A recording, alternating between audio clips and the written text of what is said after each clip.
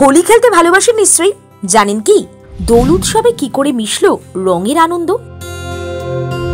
প্রত্যেক বছর এই বসন্ত উৎসবে যে আবির বা রং খেলার দাপাদাপি, সেটা কি করে উৎসবের সঙ্গে জুড়ে গেল, মানে রং কি করে দোলের সঙ্গে মিশে গেল জানেন? খেলবো হোলি রং দেব না, তাই কখনো হয়? বাতাসে বসন্তের ইঙ্গিত দিয়েছে প্রকৃতি, কোকিলের ডাক, গাছে গাছে জন্ম নেওয়া নতুন পাতা বলেছে গৃহবাসী দ্বার খোলো। সারা বছরের সাদা কালো ঘটনাগুলো একটা দিন অপেক্ষায় বসে থাকে, যেদিন নীল, সবুজ, হলুদ, লাল, কমলা কিংবা বাদুড়ে রঙে রঙিন হবে। দোল আসার আগে থেকেই বাজারে নানা রং আবির বিক্রি হয়।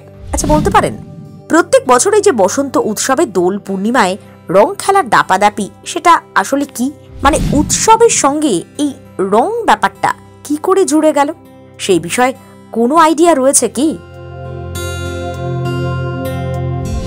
অন্য আর কিছু নয়, কিন্তু রং কেন?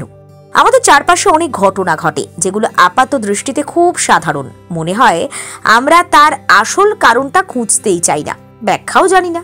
এক্ষেত্রেও একই ঘটনা। ছোট থেকে দোলের দিনে রং খেলার জন্য মা বাবার কাছে কত বায়না। সকাল হতে না হতেই গুঁড়ো রং জলে গুলে পিচকিরিতে ভরে একে অন্যকে রাঙিয়ে দেওয়ার পর্ব শৈশব থেকে শুরু হয়ে যায়। বড় হলে স্টাইল করে গালে দু চারটে রঙের আবিরের ছোঁয়া, ব্যাস সেলফি তুলে সোশ্যাল মিডিয়া স্ট্যাটাস আপলোড। প্রিয় মানুষের হাতে লাল রং কপালে লাগিয়ে নিতে অধীর আগ্রহে বসে থাকে প্রেমিকা মন। দোলের সঙ্গে কৃষ্ণ রাধার সম্পর্কের কথা তো প্রত্যেকেই জানেন, কিন্তু রং এলো কিভাবে, এই নিয়ে খুব একটা প্রশ্ন কেউ করেন না। আজকে এই রহস্য ফাঁস করব আমরা। বলতে পারেন দোল মানেই রং খেলার উৎসবের সঙ্গে শ্রীকৃষ্ণের এক দুষ্টুমি বুদ্ধি লুকিয়ে আছে। পৌরাণিক গল্পের উপর ভিত্তি করে এই উৎসব পালন করা হয়। পুরাণ মতে কথিত আছে শ্রীকৃষ্ণ এই প্রথা শুরু করেন তার গোপীদের সঙ্গে। এই কারণে ব্রজভূমিতে দোল বা হোলি এখনো অন্যভাবে পালিত হয়। শুধু আবির বা রং নয়, দোল খেলায় থাকে অনেক সরঞ্জাম। লাড্ডু হোলি, ফুলের হোলি, লাটমার হোলি, রঙের হোলি, নানা আবহ তৈরি হয়।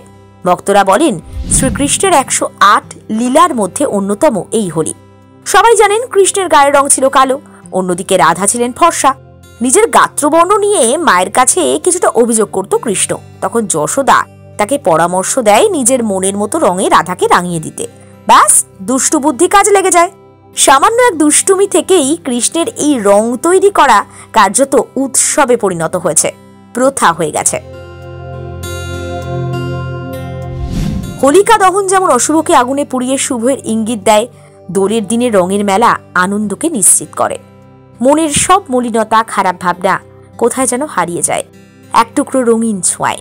যে কোনো রঙে নিজেকে রাঙিয়ে তুলতে পারেন, আর প্রতিটা রং গায়ে মাখার সঙ্গে সঙ্গে একদম নতুন মানুষ হিসেবে নিজেকে আবিষ্কার করতে পারেন। তবে এটা কিন্তু নিজেদের মধ্যে, মানে মানুষের মধ্যেই সীমাবদ্ধ রাখুন। যারা ইচ্ছুক তাদের সাথেই খেলুন। কোনোভাবে পশু পাখিদের সাথে যাতে রঙের সংযোগ না ঘটে সেটা খেয়াল রাখা দরকার। এটা কিন্তু আপনার আমার দায়িত্বের মধ্যে পড়ে। Bureau report, Sanjhbela digital. সফর হোক স্বপ্নের।